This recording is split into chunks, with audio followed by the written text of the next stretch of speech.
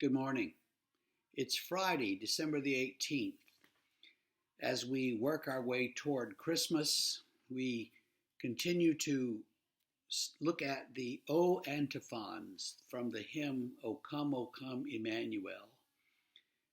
And the one for today is O Adonai, leader of the house of Israel, who appeared to Moses in the fire of the burning bush and gave him the law on Sinai. Come and redeem us with an outstretched arm. That verse is loaded with references to the Old Testament.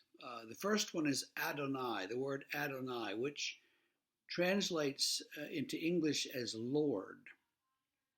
If you look at your English Bible in the Old Testament, some editions, most editions, will have the word Lord in 4 capital letters. And that signifies something that's going on in the text.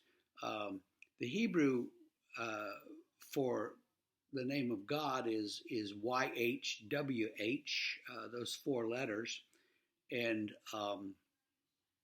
the rabbis, the Jews, would not pronounce that name. They wouldn't say what we think is Yahweh. They would say instead Adonai, and every time they came upon that word in the reading, they would read Adonai. Adonai can be used simply to mean Lord. The slave said to his Lord, whatever. But whenever it's used with that name of God, it specifically refers to the Lord God.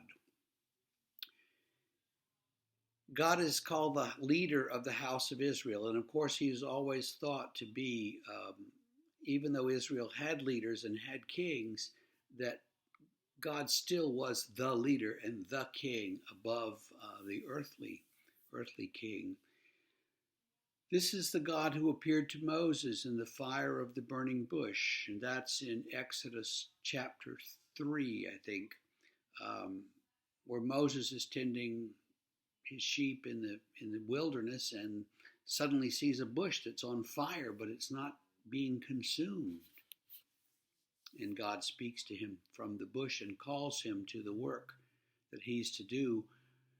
Eventually, Moses leads the people out of Egypt, across the Red Sea into the wilderness, and there God gives him the law on Mount Sinai. Then it says, come and redeem us with an outstretched arm.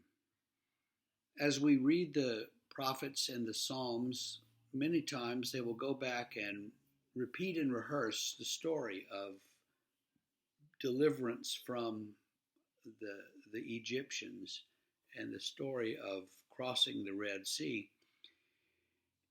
And it will always say that God saved us, saves the people with a mighty hand and an outstretched arm. So that's a kind of linguistic signal of what we're talking about. It brings to mind the entire story of the Exodus and being freed from the hand of the Egyptians. And so we are calling on God to redeem us from sin, from the pandemic, from all kinds of things in this world that are unfair and simply bad. And the promise is that God will do that. Thanks be to God.